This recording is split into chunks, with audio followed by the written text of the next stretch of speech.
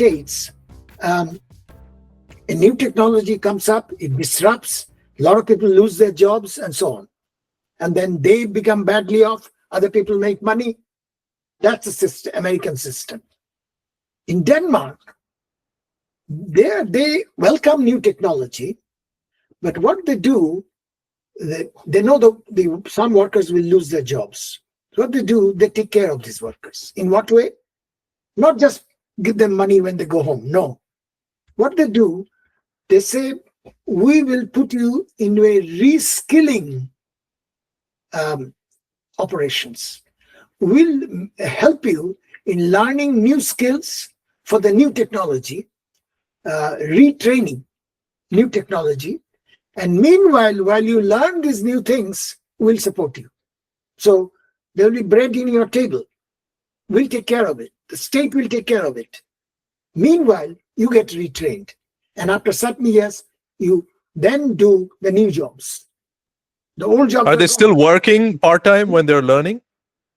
Sometimes that's when the apprenticeship comes in. But in Germany, for example, apprenticeship is extremely important. But in the beginning, just training, taking classes, taking on-the-job training. There's also some on-the-job training. But the important thing is the state takes the responsibility of a worker remolding the worker for the new technology. And that way, the worker is quite often welcoming the new technology. Whereas in the United States, the worker will curse the new technology because they've lost their jobs and nobody takes care of them. So that's where the social democracy is important, because society takes responsibility in a labor-friendly direction. You don't have to give up on it, innovation or technology. That's one whole chapter is on this. So I think the chapter is called the fraught relationship between social democracy and capitalism. And there, a whole section on innovations. I discuss these things. It seems like it's kind of the hybrid approach, which kind of benefits everybody. It makes sense why things work. It's sustainable. It sounds like it's highly sustainable. And I'm telling you, they are in there. It's not just for 1 year. If you take the last 20 years, these countries have been high in the innovation ranking in the whole world. If you look at these are published every year. The ranking is published every year. But unfortunately, the country that you and I are from and the country where you and I live, these two countries are not very, welcoming. That I see this sort of consistent theme in your, at least the book and some of your writings and stuff, is that I think the answer really lies in citizens taking an active role in all of this. Exactly. We have to be like proactive and participate and question and be part of the whole process. It's not just the state is limited by its capacity to do certain things. We, the people, have at the lowest level have a nuanced understanding of the dynamics of what's going on, and it's up to us to lock arms and find common ground. If there is no common ground, effing find it, right? Well, unfortunately, quite often we get distracted. Not you and I, but others get distracted. In India, religious issues, and in the United States and Europe against immigrants. Sure. Haitians are eating up your cats and dogs. By the way, Dr. Bardhan, I only want to push back on one thing. When you mentioned, even though there's inequality in America, they'll vote for a billionaire.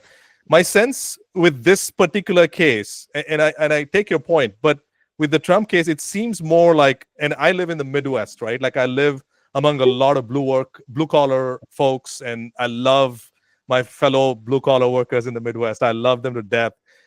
The common sentiment is that there's this sort of elitism on the left that they're sick and tired of. It's like, you might be liberal and all of these things. And a lot of these folks are like, look, I'm very socially liberal. It's like I'm as blue as it comes when it comes to gay rights or gay same-sex marriage and marijuana and all of these things. I don't care. It's just this kind of condescension that like drives them in that direction. Very much so. And I talk about that. In fact, over time, the gulf between the white-collar liberals and blue-collar workers have become wider and wider. And this is something.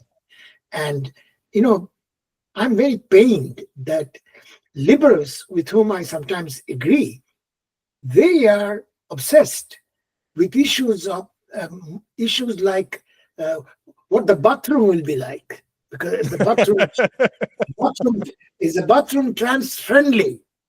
That becomes a bigger issue than what the minimum wage. Right.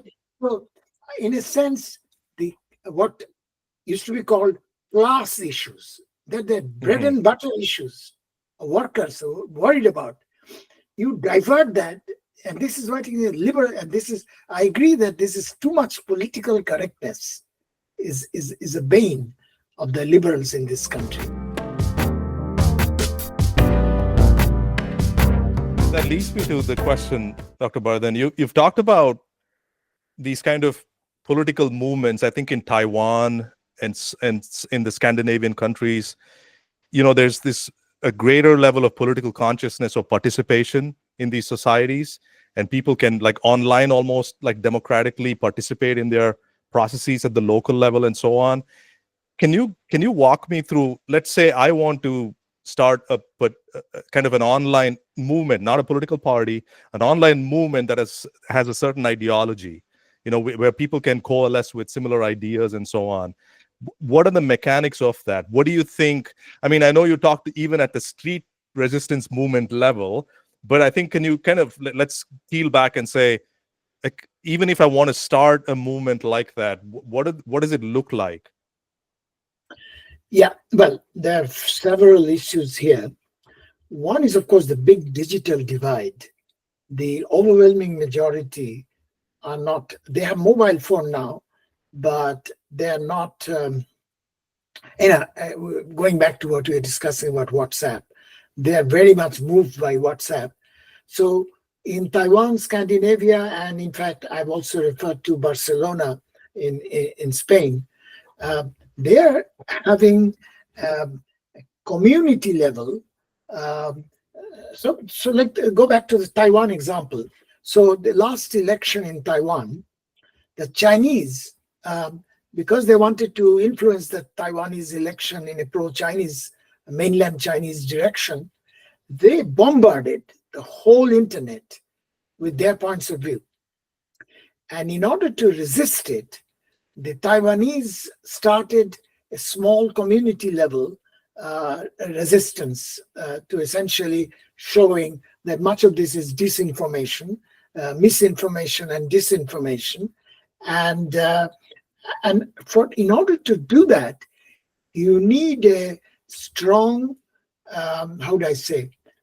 politically conscious and highly educated.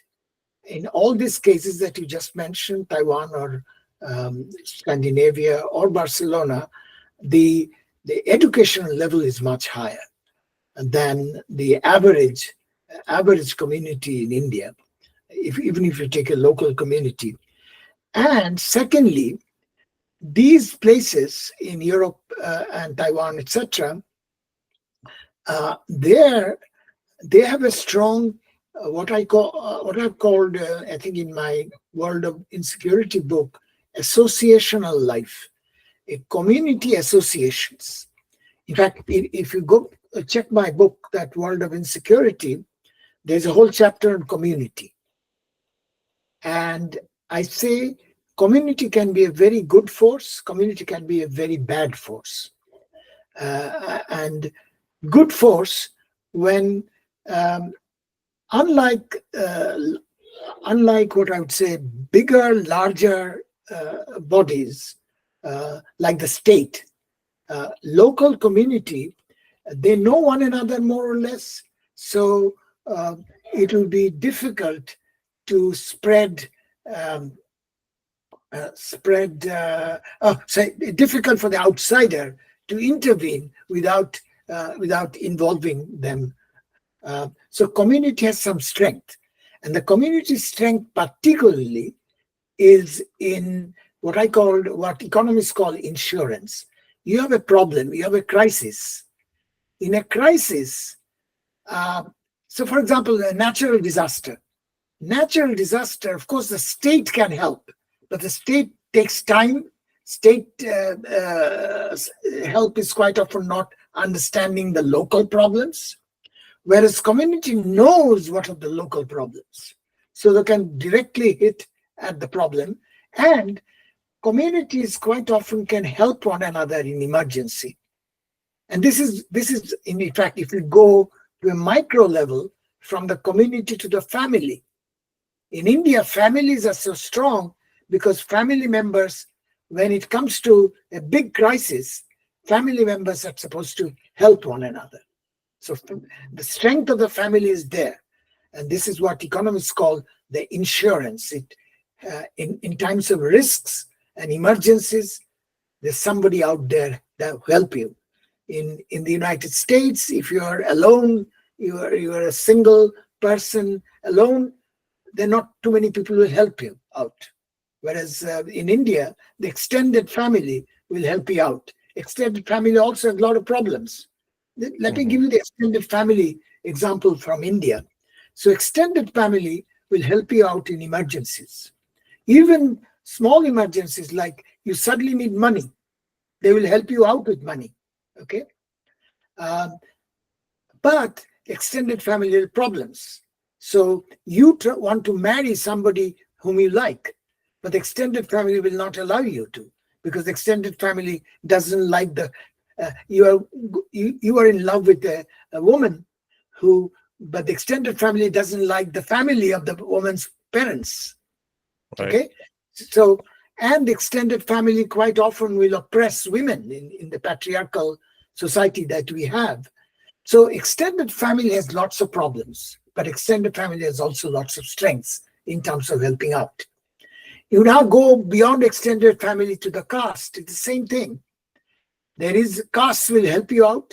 In fact, in the United States, why I often used to ask, why is it the motel business are taken over by essentially in many parts in this country by Gujarati Patels. In fact, people used to joke and say these motels are potels. They used to call them potels. Now, what is the strength of Patels to take over the motels? Because suppose a motel somewhere is going to be on sale and you need immediately to raise some money. Patels, they have this caste network of raising credit, raising money. Okay. The Americans cannot compete with them. The way they will raise money without even lots of contracts or collaterals, etc. They just give you money on the basis of social networks, and they are very strong. Now you might say, what if you then default in paying back that money? You see, unlike here the bank will go to the bank and the legal and juridical process, and then a repossessor will come and etc. That will take a long time. That will take years. In the Patel community or similar social networks, what happens? If you default the loan, then nobody will marry into your family. Really? These are called social sanctions. Yeah. Okay? And those are very effective. So they can raise money very quickly, and therefore they can outbid other bidders for that motel. There's incentive to actually stay solvent. Yeah. That's right.